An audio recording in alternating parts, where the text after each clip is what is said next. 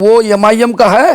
वो MIM party में है, एमआईएम पार्टी का शुभचिंतक है, उसको वो वोट करेगा तो वो ये बात तय कर ले कि अगर वो जिसको भी टिकट देगा उसको साथ दे। हर मुद्दे पे बात करता हूं मैं और बबांगे दोल करता हूं, बेखौफ बेडर होकर बात करता हूं मैं। जिला पदाधिकारी महोदय से जरूरत पड़ती है वहां भी जाता हूं, सीओ बीडीओ को जब चाहता हूं जब बोलता हूं, किसी से डरता नहीं हूं, बेखौफ पूरे हिंदुस्तान में बात करता हूं। क्या कर रहा हूं वो मैं सबको थोड़ा बताऊंगा। अभी भी जारी है? हाँ मैं कर रहा हूं। क्या पोवाखाली का नाम बदलेगा? नाम नहीं पता भाई, पोवाखाली का नाम थोड़ा बदलेगा, स्टेशन का नाम एड होगा, मतलब बदलेगा नहीं, पोवाखाली तो रहेगा ही, रहेगा। उसमें उसके ऊपर इंशाल्लाह असरार नगर पोवाखाली ऐड होगा इंशाल्लाह। दारोगा को बुलाते, तुम कौन सा वकील बन गए थे? दारोगा कौन सा वकील था ठेकेदार की तरफ से वकालत कर रहा है? आपने उसको नहीं पूछा कि किसी को खिलौना बन के मुझसे सवाल कर रहा है? जिसका वो खिलौना बना उसका भी मैं दादा हूं। काम किए, इस बार नाम मिले तो नहीं इस बार भी नहीं, इस बार भी नहीं मिलेगा। बैरिस्टर साहब कहेंगे कि तुमको नहीं लड़ना है तो कोई बात नहीं है। बैरिस्टर साहब कहेंगे कि तुमको पार्टी के लिए काम करना है, नहीं लड़ना है तो नहीं लड़ेंगे, अगर उसने मना कर दिया। पर असदुद्दीन ओवैसी साहब का ही भाषण था, अभी भी मौजूद है। क्या कि टेढ़ाघाट में डिग्री कॉलेज, अमोर में ओवैसी हॉस्पिटल और कोचाधामन में रेलवे स्टेशन आज तक नहीं बना। अच्छा, एक ईटा तक नहीं गिरी। दोस्तों आदाब, मैं हूं प्रिंस, आप देख रहे हैं सीमांचल एक्सप्रेस। विधानसभा चुनाव अब ज्यादा दिन नहीं रहा, टिकट एक, उम्मीदवारों की संख्या अनेक। यूं ही कहानी है ठाकुरगंज की। इस वक्त मेरी मौजूदगी दिघलबैंक प्रखंड में है और मैं इस वक्त मेरे साथ मौजूद मुफ्ती अतहर जावेद जी है, जो AIMIM के इस वक्त के कद्दावर नेता है। बड़े बेबाकी से अपनी बात रखते हैं, बड़ी बेबाकी से अपनी जो बात है वो कहते हैं और लोग सुनते भी हैं। इससे पूर्व एक बता दूं कि एक वीडियो बहुत वायरल हुई थी, प्रशासन के साथ कुछ नोकझोंक हुई थी। उसके बाद एक वीडियो जो है वो बहुत वायरल हुई थी मुफ्ती अतहर जावेद साहब का। सबसे तो पहले स्वागत है सर हमारे सीमांचल एक्सप्रेस में आपका। आपका भी बहुत बहुत इस्तकबाल भी है, स्वागत है कि आप हमारे यहाँ तशरीफ लाए, बहुत बहुत शुक्रिया आपका। क्या है तैयारी? तैयारी क्या इलेक्शन की? हाँ बिल्कुल, क्योंकि जो आपका जो रवैया इस वक्त देखने को मिल रहा है, जो एक प्रकार की मेहनत जो देखने को मिल रही है। देखिए, दो तरह की हमारी कोशिश चल रही है। एक तरह तो हम पार्टी के लिए काम कर रहे हैं पूरा ऑल ओवर इंडिया में, जहाँ जहाँ भी ज़रूरत पड़ती है, चाहे पूर्णिया में हो, किशनगंज हो, अररिया हो, पटना हो, जहाँ भी ज़रूरत पड़ती है पार्टी का, जहाँ भी हमको बुलावा होता है मैं वहाँ पहुँचता हूँ। एक पार्टी की तरफ से भी काम हो रहा है, दूसरी मेहनत हो रही है विधानसभा ठाकुरगंज के लिए, तो उसमें कोशिश की जा रही है इंशाअल्लाह अज़ीज़, हम तो लगे हुए हैं। इस वक्त जो तैयारी चल रही है, हम लोग जो सोशल मीडिया के जरिए देख रहे हैं, जनता का सवाल होता है। बिल्कुल सवाल। अब जो सीमांचल एक्सप्रेस है वो सिर्फ जनता का सवाल ही अब पूछते हैं, जवाब आपको देना पड़ता है। माध्यम सीमांचल एक्सप्रेस है। एक फरहत अनवर का सवाल है कि मेरा सवाल जिला परिषद प्रतिनिधि से यह है कि आपको लोगों ने आप पर भरोसा किया और आपको जिताया, पर आप उन लोगों के बीच खड़े उतरे जो अपने कार्यालय अपने अपने क्षेत्र में क्या किया है, और जब आपसे जिला परिषद क्षेत्र नहीं संभालता तो आप किस मुद्दे पर विधानसभा चुनाव लड़ेंगे? आपका मुद्दा क्या होगा तो आपको लोग वोट करेंगे? कौन है फरहत अंजुम? ये सोशल मीडिया उसको जानकारी होना चाहिए ना, वो कौन है। पहले तो हम जाने कि वो फरहत अंजुम कौन है। मैं 28 साल से इस मैदान में काम कर रहा हूँ, पहले तो मैं उसको जानूं कि वो है कौन। तो दिल्ली में बैठा हुआ है, नहीं शुभचिंतक मेरे सामने बात करे ना। शुभचिंतक है तो वो कहा, जैसे मैंने आपको नाम गिनवाया, मैं मंदिरों में शौचालय बनाया, 3 मंदिर में शौचालय बनाया, सड़कें बनाया, हर मुद्दे पे मैं खड़ा हूँ, चाहे रोड का मामला हो, रेलवे का मामला हो, हाईवे का मामला हो। कहाँ है वो? कौन है फरहत अंजुम? मेरे सामने बात करे। ऐसे किसी के सोशल मीडिया में आप बोल दीजिएगा, आप मेरे सामने आइए भाई, कौन है? हर मुद्दे पे बात करता हूं मैं और बबांगे दोल करता हूं, बेखौफ बेडर होकर बात करता हूं मैं। जिला पदाधिकारी महोदय से ज़रूरत पड़ती है वहां भी जाता हूं, सीओ बीडीओ को जब चाहता हूं जब बोलता हूं, किसी से डरता नहीं हूं, बेखौफ पूरे हिंदुस्तान में बात करता हूं। वो कौन है फरहत? मैं जानना चाहता हूं ना, वो कहाँ का रहने वाला है, कौन सा पंचायत का है, करता क्या है। कुछ लड़के हमारे पंजाब में है, कुछ मुंबई में है, कोई कहीं से सवाल कर देता है, यार मरने में जीने में हम हैं, बीमारी में हम हैं, लोगों के दुख सुख में हम हैं। अरे भाई, जितने भी यहाँ पर प्रतिनिधि है, एमपी से लेकर के नीचे तक किसी प्रतिनिधि से मेरी खिदमत कम नहीं है। मेरे साथ मैं आँख से आँख डालकर, चाहे एमपी हो एमएलए हो, मैं सबको जानता हूं और सबके बारे में जानता हूं। मैं कितना किया हूं, वो कितना के। आप अगर चाहेंगे कोई डिबेट का मैदान तैयार कीजिए, उनको भी खड़ा कीजिए, मुझे भी कीजिए, एक एक सवालों का जवाब होगा। लेकिन उसको मैं जानता नहीं हूँ, जानते नहीं। मैंने आपको बताया, मैंने बताया कि मैंने यहाँ शौचालय बनाया, मैंने ये काम किया। कौन सा काम? हमारे शाही इमाम हमारे इलाके का लोहागढ़ा का, उसका ट्रक वालों ने कुचल के मार दिया था, उसके भी हमने 30 लाख रुपए दिलवाने का काम किया। लड़ाई उसको जाम किया। हर मोड़ पर, हर लड़ाई में, हर गरीबों की आवाज़ बनकर सबसे पहले मुफ्ती अतहर जावेद खड़ा होता है। चलिए, ये तो फरहत अंजुम का सवाल था। अब सरफराज आलम का एक सवाल है सोशल मीडिया से। आपकी शुभचिंतक ही होंगे, जब तक आपको नहीं जानते तब तक वो सवाल करेंगे नहीं। मेरा सवाल क्या, विधानसभा का टिकट अगर नहीं मिले तो आप पार्टी छोड़ देंगे या जिसको टिकट मिलेगा उसका साथ देंगे विधानसभा? ये मेरा आपसे वो उनका सवाल का जवाब से पहले ये है जी। ये सरफराज जी है जी। ये लोग वो है जो सोशल मीडिया में कमेंट करते हैं, उन्हीं में से है। लेकिन सरफराज साहब जैसे सोशल मीडिया में कमेंट करते हैं, मेरा फोन से भी मुझसे पूछ सकते हैं, वो सवाल तो वो मुझसे भी कर सकते हैं ना। अब कमेंट में तो न जाने कितने हजार, और ऐसे भी है 90% मेरे शुभचिंतक है उसमें, चाहे दिल्ली में हो, मुंबई में हो, महाराष्ट्र में हो, पंजाब में हो, मेरे मुआफिक है 90%। वो 10% ठीक है, सवाल किया है, उनका क्या कहना है? मुफ्ती साहब एक चीज समझ जाइए, उसका क्या कहना है? सीमांचल एक्सप्रेस जो है, हाँ, वो अपने से सवाल कम करते हैं, 2-4। हाँ, दूसरे का चलिए। उसके बाद जो है ये, इसका सवाल क्या था? जो ये बिल्कुल टिप्पणी है। इसका सवाल क्या है? सवाल ये है कि मेरा सवाल क्या, विधानसभा चुनाव का टिकट अगर आपको नहीं मिले तो क्या पार्टी छोड़ देंगे या इस पार्टी के लिए जिसको टिकट मिले उसके लिए काम करेंगे? नहीं, ये जो उनका सवाल है, पहले उसको पूछिए कि आप पार्टी के साथ हैं। उनको जो वो एमआईएम का है, वो एमआईएम पार्टी में है, एमआईएम पार्टी का शुभचिंतक है, उसको वो वोट करेगा तो वो ये बात तय कर ले कि अगर वो जिसको भी टिकट देगा उसको साथ दे।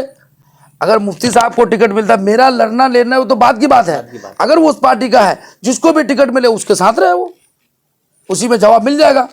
अगर वो उसी के साथ रहेगा, अगर वाकई पार्टी का आदमी है तो जिसको भी टिकट मिलेगा उसके साथ रहे वो। चलिए एक चीज हम अपना जानना चाहते हैं, मान के जब टिकट अगर नहीं ये बात तो हर पत्रकार लोग पूछते हैं, ये नहीं मिला तो वो कैसे होगा। और आप ये क्यों नहीं पूछते हैं कि आप ही को मिलना चाहिए? तमाम एंगल से आप पुराना है, आप पार्टी का 2015 से काम कर रहे हैं। जब अख्तर साहब पहली मरतबा, जब बैरिस्टर साहब यहाँ पर आए थे तो पहला झंडा उठाने वाला अख्तर ईमान और मुफ्ती अतहर जावेद है। आपको टिकट क्यों नहीं मिला? क्योंकि अगला जो नहीं, हाँ आप सुनिए, जो पिछला गया, नहीं पिछला का मैं बता रहा हूँ। 2015 में बैरिस्टर साहब का अभी पहली बार, उस वक्त क्या था कि फैसला नहीं कर पा रहे थे कि हम लोग कितनी सीटों पे चुनाव लड़ा है। तो मैं पहली बार जो बहादुरगंज से चुनाव लड़ने की बात किया था, पहली बार 2015 में, तो मुझे बहादुरगंज से टिकट जो मिलना था नहीं मिला। उसमें और भी कुछ दाव पेच है, उसको बोलने की ज़रूरत नहीं है, नहीं मिला। बैरिस्टर साहब से मैंने कहा कि भाई मैंने तो बहुत कोशिश किया, तो बैरिस्टर साहब ने मुझसे कहा कि देखिए, आपको अगर चुनाव लड़ना होगा तो आप लड़ सकते हैं, लेकिन आपकी मुझे ज़रूरत है। बैरिस्टर साहब ने मुझसे कहा आपकी मुझे ज़रूरत है, आप मेरे साथ। तो मैंने कहा कि भाई आपसे बढ़ के हमने हमेशा तो लोगों का काम किया, अपनी जवानी को सर्व किया, आपके लिए भी कर दूंगा। मैंने उनके साथ काम किया। 2015 में लगातार 12-13 दिन जो कैंप किए थे वो मैं उनके साथ 6 विधानसभा घुमा, नहीं मिला। 2015 में 20 में फिर आया, 2020 में हमको टिकट मिलना था, सारा सिस्टम था, उसमें भी कुछ हमारे ही लोगों में बंटवारे में कुछ ऐसी गलतियां हो गई कि टिकट वो एक ऐसे शख्स को दिया जो अनजान था, सियासत से बहुत कोई दूर दूर तक उसका वास्ता नहीं था, ज़मीन पर कुछ पकड़ नहीं था, दे दिया। बैरिस्टर साहब को उसका मालूम नहीं था कि उसकी क्या है, कोई बड़ा आदमी उसके पीछे लग गया तो उसकी बुनियाद पर वो लोग जैसे तैसे ले लिया। बहरहाल अब पूरी कैफियत बदलने की ज़रूरत नहीं है, लेकिन उस वक्त भी अगर मैं बैरिस्टर साहब से मुलाकात करता तो ये दिन देखने को नहीं मिला। चलो खामियाजा भुगतना पड़ा दूसरे को अगर जो टिकट दे, जाहिर सी बात है, जब आप अनजान आदमी को दे दीजिएगा, ऐसी आया और टिकट लेके बैठ गया, तो अगला आदमी क्या करेगा कि भाई जब आप ऐसे आदमी को टिकट दीजिएगा जो आदमी मतलब हर एतबार से, अब मैं किसी पर टिप्पणी करने में बहुत हो गया वो सब होना, मैं वो सब में नहीं जाना चाह रहा हूँ, तो वो बातें हैं। अब की बार जो होगा इंशाअल्लाह अज़ीज़, और कोई मालूम होना चाहिए कि बैरिस्टर साहब अल्हम्दुलिल्लाह मुझे एक बड़ी जिम्मेदारी दिया है। बैरिस्टर साहब, अख्तर ईमान साहब, आदिल साहब ने एक जिम्मेदारी दी है और उस जिम्मेदारी को मैं बखूबी निभा रहा हूँ। अब उनकी नज़र में क्या है नहीं है, मैं निभा रहा हूँ और इंशाअल्लाह अज़ीज़ पूरे बिहार में जितने भी टिकट तकसीम होगा सब में मशवरा मुझे ज़रूर लिया जाएगा। देखिए मुफ्ती साहब, अब अगले बार भी ऐसा ही हुआ था जी। जो कई को बोल के रख दिए थे कि टिकट आपको देंगे, उसका टिकट मिला नहीं, बहुत सारा जो हंगामे भी हुआ। जी। इस बार भी ऐसा ही होगा ना? नहीं देखिए, पिछले बार कुछ लोग, मैं नाम नहीं लेना चाह रहा हूँ, जिसको टिकट नहीं मिला कुर्सियाँ तोड़ दिया, हंगामा किया। मैंने कुछ नहीं किया, मैं पार्टी के साथ रहा। 2020 में मैं पार्टी के साथ, मुझे 15 नहीं मिला, खामोश रहे, 20 महीना खामोश रहे, पार्टी के साथ रहे, काम किए। इस बार ना मिले तो नहीं, इस बार भी नहीं, इस बार भी नहीं मिलेगा। बैरिस्टर साहब कहेंगे कि तुमको नहीं लड़ना है तो कोई बात नहीं है। बैरिस्टर साहब कहेंगे कि तुमको पार्टी के लिए काम करना, नहीं लड़ना है तो नहीं लड़ेंगे, अगर उसने मना कर दिया। लेकिन ये दूर दूर तक नहीं है। इस बार मिलेंगे आपको इंशाल्लाह, टिकट भी मिलेगा, बैरिस्टर साहब कैंप भी करेंगे और इंशाल्लाह हम चुनाव भी जीतेंगे। चलिए, अबू तालिब आप ही का अबू तालिब को जानते ही है। कहाँ का अबू तालिब जो तलवार बंदा, या कहीं पर इधर का होगा, अबू तालिब नैन्स। हाँ, वो तलवार बंदा का है, 8 गज में जगह। आपका साथ भी दिया था जो आपका जिला परिषद जब चुनाव हुई थी। मगर उसका सवाल तो जवाब तो आप दे ही दिए, मगर फिर से एक बार जवाब दीजिए कि 5 + 4 9 साल से जिला परिषद है, इलाके का 9 काम गिनवा दीजिए, फिर से एक बार गिनवा दीजिए। तो गिनवाया नहीं उसको, सब इतना मैं गिनवा दिया। जी। आप बताइए, 8 गाछी पंचायत में जब सैलाब आया, गुरुमरा डूब रहा था, गुरुमरा कट रहा था, मैं हंगामी तौर पर पूरा जिला में हंगामा किया, वहाँ पर बेड बार का काम करवाया, पूरा उस गांव को रोकने का। आज अल्लाह का फजल है कि गुरुमरा बस्ती बच चुकी है और नदी का धार चेंज हो चुका है। उसके अलावा फुलगाछी में मैंने किया था, फिर इस बार भी वो कटा हो गया। उसके अलावा तरवाल बंदा में वो जो बोल रहा है, आप जानिए, जब मैं पहली बार जिला परिषद हुआ तो हाई स्कूल तरवाल बंदा का मैंने पास करवाया था। और हमारा जो आप अभी जहाँ से घूम के आए जागिर पदमपुर में एक खेरबड़िया हाई स्कूल है, उसका नाम छट चुका था, पटना से लड़के जाके हाई स्कूल बनवाने का काम किया।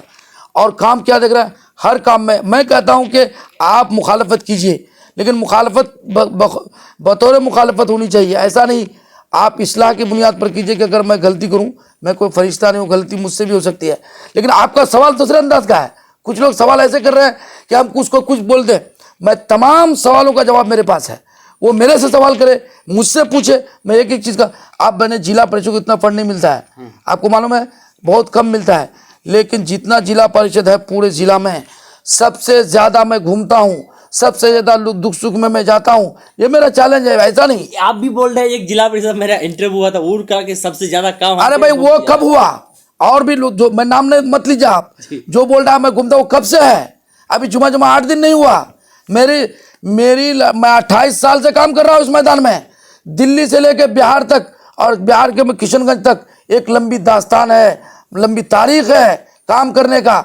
आपके ठाकुरगंज की बात कर रहा हूँ मैं, सुनिए। भेलागुड़ी का एक आदमी दिल्ली में रेलवे स्टेशन के पास रेलवे में काम कर रहा था, उसका खाना वाना पका रहा था, वहीं पर डेथ कर गया। उसके डेड बॉडी को हॉस्पिटल में वहाँ पर राम मनोहर लोहिया में जाकर के पोस्टमार्टम के, मैं उसको पोस्टमार्टम से रोका, मैं उस कारखाने के खिलाफ एक्शन लिया, उस पर मुकदमा करवाया, उसको 1 लाख रुपए दिलवाया। मास्टर रियाज मौजूद है, उसकी माँ को डेड बॉडी से पहले उसकी माँ को 1 लाख रुपए दिलाने का काम किया, उसके डेड बॉडी को घर में पहुँचाया। कितना सब काम किए। वो आगे जो सालगुड़ी में एक आदमी शास्त्री पार्क में मर गया था, चाय बेच रहा था, वो चंदा कर उसकी लाश को मैंने उसके घर तक बेचने का काम किया। कितना काम किया। आप जाइए पटेसरी पंचायत में, एक वहाँ शाह बिरादरी का दिल्ली के उत्तर नगर में उसका कत्ल हो गया था, उसके न्याय दिलवाया, FIR करवाया, कातिल को गिरफ्तार करवाया और कोर्ट से उसको न्याय दिला के पैसा दिलवाने का काम हमने किया। किस किस मुद्दे पर बात कर रहे हैं, हर मोड़ पर। आज तो नए नए नेता बहुत पैदा हुए हैं। चूँकि मैं MLA बना नहीं था, मैं MLA लड़ा नहीं था, इसलिए मेरे खिदमात उजागर नहीं हुए।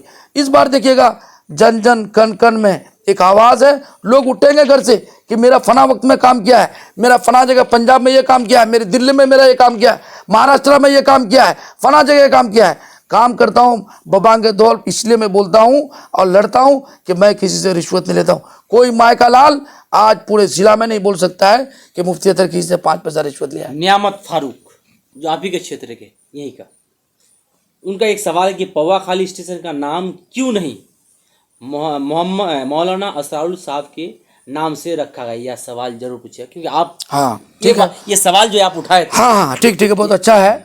देखिए ये बात प्रिंस जी, इसमें हुआ था क्या, आज से 1.5 साल पहले यहाँ पर मौलाना का जो MP साहब का जो घर था, उसके बगल में कब्रिस्तान है जिसमें कांटा के लोग भी उसमें, टप्पू के लोग भी उसमें दफन होते हैं। उसके अलावा उधर मिरभिट्टा से भी आते हैं, तेलीभिट्टा से भी आते हैं, सारे लोग, बहुत बड़ा कब्रिस्तान है वो।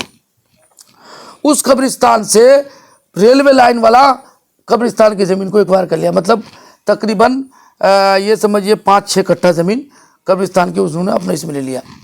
जबकि वो ज़मीन बिहार सरकार की है, लेकिन कब्रिस्तान है वो हमारी जो सार्वजनिक चीज़ है, आपने उसको ये कर लिया। मैं था नहीं उस वक्त, मट्टी उट्टी डाल दिया, आया मैं बाहर था, आकर के फिर रोका, पूरा रुकवा दिया, 2-3 महीना काम रुकवा दिया था। उसके बाद डीएम साहब आए, एसडीएम आए, सारे लोग आए, सबके सामने बहुत सारी बातें हुई। लास्ट में कहा कि बन गया। कुछ अपने लोग भी थे, कह रहे कि भाई अगर ये पुल बनेगा, ऊपर से पखाना करेगा तो कब्रिस्तान में, न जाने कौन कौन सा फलसफा बोला था, लेकिन सब गलत था। मैं अकेला डट के लड़ा, सारे ग्रामीण भी आए थे, सबकी मौजूदगी में ये फैसला हुआ। डीएम साहब भी बोले कि आप इसके एवज में बताइए कुछ आपके लिए किया जाए। ये बात तय हुई थी, कहा कि भाई, तो मैंने डिमांड किया था कि इसका घेराव किया जाए पूरे कब्रिस्तान का। डीएम साहब बोले कि नहीं, घेराव नहीं हो पाएगा, ये बिहार सरकार का मामला है, ये भारत सरकार का मामला है। तो मैंने कहा चलो भाई, दूसरा वहाँ एसडीएम साहब बोलो, सामने मैंने कहा यहाँ सार्वजनिक एक ये बना दिया जाए, यहाँ पर लोग जनाजा पढ़ेंगे, यहाँ पर एक सार्वजनिक ये बना दिया जाए, सामुदायिक भवन बना दिया जाए, लोगों का आना जाना भी रहेगा। और मैंने एक सवाल किया था कि देखिए मौलाना का घर है, यहाँ से करीब में पोवाखली है, यहाँ मौलाना हम लोग के आज़ादी के बाद पहले हमारे बिरादरी से एक आदमी एमपी हुआ है और बहुत बड़े काबिल आदमी है, ख़तीब है, हिंदुस्तान नहीं बल्कि बैन अल-अक़वामी शख्सियत है। उनके नाम से पोवाखली रेलवे स्टेशन का नाम असरा नगर पोवाखली रखना है। वो लोग तैयार हो गए, एग्री है, लिखा पड़ा हो। इसके बीच में वो पोवाखली नाम भी रखा। तो मैं बाद में गया था वहाँ, जाके कहा कि भाई उसको, अब मैं यहाँ से दिल्ली तक भी खबर पहुँचा दिया हूँ और ये लड़ाई अभी मेरी जारी है और इंशाल्लाह मैं लड़ूंगा। अभी भी जारी है? हाँ, और क्या, बंद थोड़ा है अभी भी वो। जारी मैं है? क्या कर रहा हूँ वो मैं सबको थोड़ा बताऊंगा। अभी भी जारी है? हाँ, मैं कर रहा हूँ। क्या पोवाखली नाम बदलेगा? नाम नहीं बता भाई, पोवाखली का नाम थोड़ा बदलेगा, स्टेशन का नाम ऐड होगा, मतलब बदलेगा नहीं, पोवाखली तो रहेगा ही, रहेगा। उसमें उसके ऊपर इंशाल्लाह असरार नगर पोवाखली ऐड होगा इंशाल्लाह। असरार नगर पोवाखली ऐड? हाँ, ऐड होगा, उसकी कोशिश चल रही है। चलिए, एक संजर आलम जो है वो तुलसिया के हैं, उनका एक सवाल है। संजर आलम तुलसिया को आप जानती होंगे शायद की? खूब जानते हैं, मैं चेहरा से नहीं जानता हूँ, लेकिन आप राजनीति को कारोबार के तौर पर करते हैं या सामाजिक खिदमत के तौर पर? क्योंकि आप लोकसभा चुनाव में लड़ेंगे, विधानसभा में लड़ेंगे, पंचायत चुनाव में, बाकी आदमी कहाँ जाएंगे? वो क्या बोला, हम कब लोकसभा लड़े, कब विधानसभा लड़े? लोकसभा की तैयारी भी कर ले। अरे भाई तैयारी कर, सुनिए, तैयारी तो आदमी करेगा ही। मतलब मैं अगर कहीं दे दूं, अगर कोई किसी को तैयारी करना है, किसका, किसी को डॉक्टर बनना है तो उसको पहले क्लास से ही तैयारी करना पड़ता है। किसी को अगर आईएएस का एग्ज़ाम देना है, किसी को यूपीएससी का एग्ज़ाम देना है ना, वो नीचे क्लास से ही तैयारी करता है ताकि वहाँ जाके सफलता मिले उसको। वो अभी बच्चा नादान है, उसको गुफ्तगू का अंदाज नहीं है, वो हमेशा कुछ ना कुछ बकते रहता है। ना मैं उसको जानता हूँ, ना मेरी ज़िंदगी से वो वाकिफ़ है, ना मेरे साथ वो सफ़र किया है, ना मेरे साथ मामला किया है। किसी अच्छाई को, बुराई को जानने के लिए उसके साथ मामला करना पड़ता है, उसके साथ सफ़र। मेरे साथ कुछ भी नहीं है। आप मेरे पंचायत के हज़ारों लोग हैं, मेरे पंचायत के बेशुमार 6,000 लोग, 6-7 हज़ार लोग उस पंचायत में, किसी ने कोई एतराज़ नहीं किया। आप बोल रहे हो, आप तो एक तरफा बात करो, मुझसे तो कोई मुलाकात भी नहीं है। पंजाब में बैठा हुआ, अमृतसर में, वहाँ से तुम सवाल दाग रहे हो। मैं क्या लड़ूंगा, तुम क्या लड़ोगे भाई? तुम लड़ो ना भाई, तुम ही लड़ो, तुमको जो लड़ना है तुम लड़ो, मुझे जो लड़ना है मैं लड़ूंगा तब ना। वो अगर मेरा शुभचिंतक होता तो ये सवाल नहीं करता। आपका शुभचिंतक नहीं है? शुभचिंतक कैसे है? वो तो सवाल पर सवाल दाग रहा है। वो तो सिर्फ किसी को खिलौना बन के मुझसे सवाल कर रहा है। जिसका वो खिलौना बना उसका भी मैं दादा हूं, मुझसे सवाल कर ले। मैं किसी के सवाल से डरने वाला? ये प्रिंस साहब, मैं आज जो बोल रहा हूं ना, ये ताकत आवाम की है, गरीबों के, मजदूरों की है। मैं बेशुमार खिदमत किया हूं, वही ताकत है, एनर्जी मेरे पास वही एनर्जी है, कोई बाहर की एनर्जी नहीं है। बहुत बड़ा एनर्जी है दिल्ली में। आप अभी देखें क्या, जब मैं चुनाव लड़ूंगा फिर मैदान में देखिएगा लोग कैसे दीवाना होंगे। मतलब रिक्शा चलाने वाला, ऑटो चलाने वाला, खेत खलियान में काम करने वाला, टाटी बांधने वाला, मकान में काम करने वाला सड़क पे उतरेंगे, दुनिया देखेगी इंशाल्लाह। चलिए, एजाज कमर एक मास्टर साहब है, शायद की जानते हैं। हाँ, एजाज कमर। मुफ्ती अतर जावेद साहब से पूछिए कि अल्लाह के करम और ठाकुरगंज विधानसभा की जनता की ओर से आप विजय हो गए तो पहला कम से कम 5 काम कौन सा होगा? मतलब अगर जीत गए आप, टिकट मिल भी गई, जीत भी गए, जनता भरोसा भी कर दिया, तो 5 काम क्या होगा आपका ठाकुर? देखिए, सबसे पहले हमारे यहाँ अभी तो बहुत सारा काम की कमी है। और ये सब पुरानी बात हो गई, डायलॉग हो गए। भाई एजुकेशन का काम तो जो है ही वो तो करना ही पड़ेगा। और ये बिजली में जो वो धांधली हो रही है मोटेशन पर, दो चीज़ बहुत अहम है इस वक्त। ज़मीनों में मोटेशन लोगों का अभी जो सर्वे होने वाला है उस पर भी हम काम करेंगे। स्वास्थ्य विभाग में लोगों को बहुत ठगने का काम किया जा रहा है, कहाँ पर क्या होना चाहिए उस पर भी हम नज़र रखेंगे इंशाअल्लाह अज़ीज़। इसी तरीके पर जो ब्लॉक के अंदर ये बहुत धांधली हो रही है, ये काम के लिए महीनों महीना दौड़ाते हैं बगैर रिश्वत का। सब तो यही बोलते हैं। देखिए सुनिए, देखिए प्रिंस साहब सुनिए, रिश्वत को जड़ से खत्म करने की बात मैं नहीं कर रहा हूँ कि पूरा करप्ट है नीचे से लेकर वहाँ, मैं वो बात को नहीं दे। अब मैं ये कह रहा हूँ कि बबांगे दोहल किसी में जुर्रत नहीं होगी कि इसको बोलेगा तुम अगर 5,000 रुपये दो, जेन्युइन काम है 5,000 रुपये दोगे तभी होगा। अगर मुझे उसकी खबर हो जाए तो मैं उसकी खबर लेने के लिए तैयार हूँ। ऐसा और आज भी बोल रहा हूँ, ये बात मैं एमएलए बनूँ ना बनूँ ये तो अलग चीज़ है। उसके अलावा भी अगर मुझे पूरे ज़िला में खबर मिल जाए कि ये प्रशासन के लोग किसी को सता रहा है, इसके साथ नाजायज कर रहा है, मैं उसको छोड़ने वाला नहीं हूँ। अभी भी देख लीजिए, एक पौवाखाली में आपके साथ नोकझोंक हुई थी प्रशासन के साथ, जी वो क्या मुद्दा था? देखिए पौवाखाली में आप देखिए प्रिंस भाई, आप आए बहुत अच्छी बात है। आपको भी बहुत लोग प्रिंस के माने आता है राजा, नाम किसी ने रखा होगा आपको राजा। मैं आपको बता रहा हूँ कि रेलवे में काम हो रहा है, अनियमितता के साथ काम हो रहा है, बिल्कुल लोकल काम सारा सिस्टम में हो रहा है। करोड़ों का अरबों का प्रोजेक्ट है, उस पर कोई बोल नहीं रहा है, ना एमपी बोल रहा है, एमएलए बोल रहा है, कोई नहीं बोल रहा है, मुफ्ती अतर बोल रहा है। हाईवे में काम हो रहा है, कहाँ गलत हो रहा है, कहाँ पर क्या देना चाहिए, कोई नहीं बोल रहा है। आप एक बात बताइए, लोहागड़ा हाट में ओवरब्रिज की ज़रूरत थी कि नहीं? वो हमारे इस इलाके का सीमांचल का सबसे बड़ा हाट था। मैं 2 मरतबा धरना में बैठा, मेरे पास कोई एमएलए एमपी मेरा साथ नहीं दिया। उसके बाद पौवाखाली, वो कितनी घनी जगह है पौवाखाली, रोज़ाना 1 लाख की आबादी, मतलब उत्तर से दक्षिण की तरफ, दक्षिण से ये जा रहा है। उसको मैं 3-4 पाया का ब्रिज चाह रहा था, नहीं तो कम से कम वो एक दूसरा अंडरपास होना चाहिए था। आज पौवाखाली को इतना झूंझना पड़ रहा है कि घंटों घंटा जाम रहता है। लोग कभी 5 गाछी की तरफ से जा पकड़ जाते हैं। एसएसबी कैंप भी 3 किलोमीटर की दूरी पर है और आपको रेलवे स्टेशन बन गया पौवाखाली का। अब बताइए जाम होगा कैसे लोग जाएंगे, कोई हादसा हो गया कैसे जाएंगे? तो इसके लिए मैं लड़ाई लड़ रहा था, मैंने दारोगा से लड़ा और मैं बेबाकी से, मैं कोई डर नहीं रहा था कि मेरे पर केस कर देगा। मैं लड़ा, एमएलए को मैंने फ़ोन किया, एमएलए उस पर कोई एक्शन नहीं लिया। मैं फ़ोन किया उसी लड़ाई के बाद, कोई एक्शन नहीं लिया। सांसद भी कोई एक्शन नहीं लिया, आकर के वो माला अर्पण कर रहे हैं जिला परिषद का उसमें, लेकिन आपने खैरियत नहीं लिया। आप अगर चाहते तो दारोगा को बुलाते। तुम कौन सा वकील बन गए थे? दारोगा कौन सा वकील था ठेकेदार की तरफ से वकालत कर रहा है? आपने उसको नहीं पूछा। वो इसलिए चाह रहे थे कि वो बन जाएगा कहीं मुफ्ती अतर का। अरे काम आप भी आगे बढ़ो, मैं आपके साथ हूँ। पब्लिक के लिए काम करना चाहिए, जो पावर में है ये काम उनका था। और मैंने चैलेंज भी किया था। ये लोग उल्टा सुल्टा बोला था कि हमारे लेटर पेड में ये हाईवे बन रहा है, तो बहुत पहले का प्रोजेक्ट था, मौलाना के ज़माने का, सब पहले, सब झूठ है। मैं एक एक के काम को जानता हूँ, कौन घटिया शिलान्यास करता है, कौन झूठा शिलान्यास करता है। काम किसी का न्यास इसलिए कि आम पब्लिक को उसकी कोई परवाह नहीं, कोई जानता नहीं है। हम लोग जानते हैं, हम बोलेंगे तो कहेगा कि आप चुनाव लड़ रहे हो इसलिए बोल रहे हो, इसलिए मैं कुछ नहीं बोल रहा हूँ। अब जनता से हट के सवाल है, अब तो जो सवाल होना है वो हो गया। लास्ट सवाल ये है कि आपके पार्टी में एक टेग लग गई है कि जीतने के बाद वो एमएलए जो है वो दूसरी पार्टी में भाग जाते हैं। क्या ऐसा भी फिर देखने को मिलेगा, क्योंकि एक टेग लग चुकी है एमआईएम में? देखिए एक बात बताऊँ आपको, ये टेग सिर्फ एमआईएम में नहीं है, तमाम पार्टियों में है। भारतीय जनता पार्टी में है तो कांग्रेस में चला गया, कांग्रेस में तो भारतीय जनता पार्टी में चला गया, राजद में है तो जदयू में चला गया, जदयू में है तो राजद में चला गया। ये तो हर पार्टी में चलते रहते। लेकिन मैं ये सवाल ये है कि जो लोग ये सीमांचल से 4-5 जीते थे, उन लोगों को बैरिस्टर साहब ने उन लोगों के लिए बड़ी मेहनत की थी। बड़ी मेहनत के बाद, जद्दोजहद के बाद ये लोग कामयाब हुए थे। मैं इन लोगों से पूछना चाहता हूँ कि कौन सा परिस्थिति था आपके साथ? भाई मैं कहता हूँ, अभी मैं जिला पार्षद हूँ, हम लोग को काम मिलता है बहुत कम, तो मैं तो पब्लिक को बता दे रहा हूँ कि भाई हम लोग को जिला परिषद तो काम ही नहीं है। तो पब्लिक भी समझ रही है कि भाई जो काम जितना है उतना कर रहा है। लेकिन अगर एमएलए अपोजिशन का रहता, आप रह करके सरकार को अगर समर्थन ही करना था, सब मिलके कहते कि आप सरकार बनाइए, हम लोग समर्थन कर रहे हैं। लेकिन कोई जवाब नहीं था कि वो लोग पार्टी छोड़ करके दूसरे पार्टी में विलय कर गया। ये बहुत बड़ा धोखा है, दो तरह का धोखा है। एक आवाम को, क्योंकि आवाम ने आपको MIM में वोट दिया था, आवाम को आपने धोखा दिया। दूसरा बैरिस्टर साहब को धोखा दिया, अख्तर साहब को तरह तरह छोड़ दिया।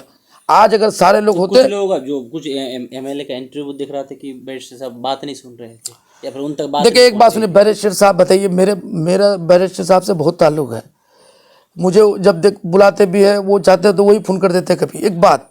लेकिन मैं फ़ोन करता हूँ कभी नहीं उठता है, या मुझसे मुलाकात नहीं हो पाती है। वो इंटरनेशनल फिगर है, उनको पूरे हिंदुस्तान में देखना पड़ता है।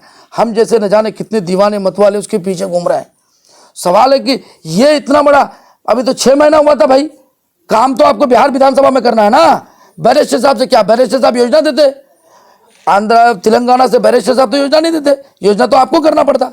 आपको पैर पे खड़ा कर दिया, आपको चलना सिखाया, असेंबली हाउस में घुसा दिया, आप लड़ चढ़ के CM से काम लीजिए।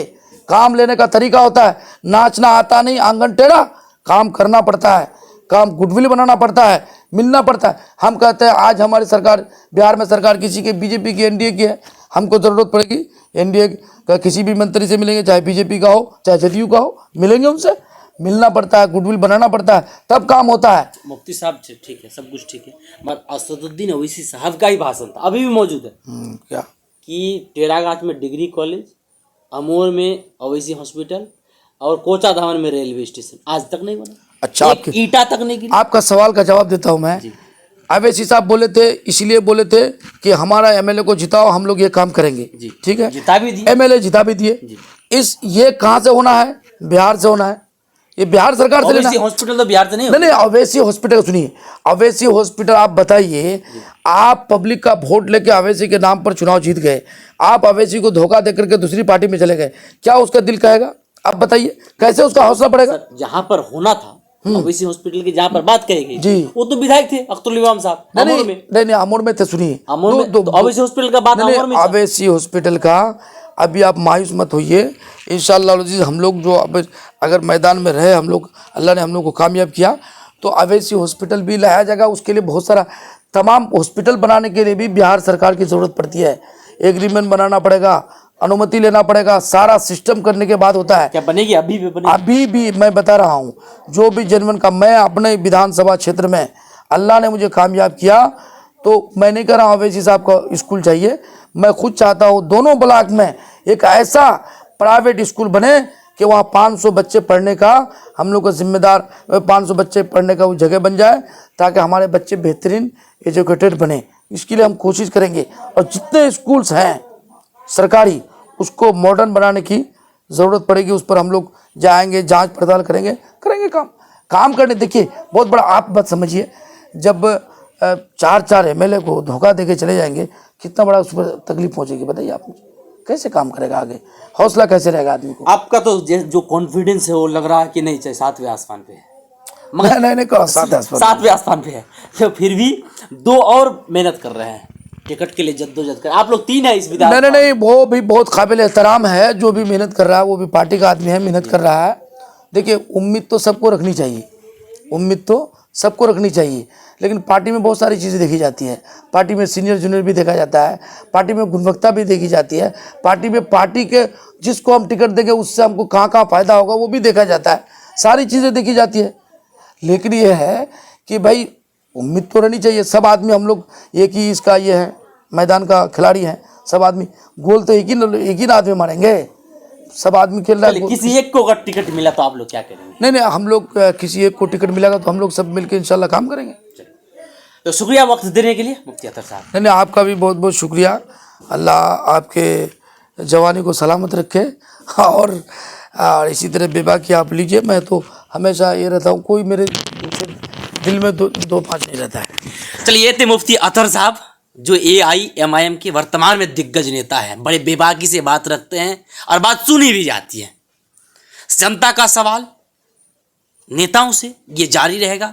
नेक्स्ट इंटरव्यू के लिए आप लोग बने रहें, तब तक दीजिए मुझे याद। शुक्रिया।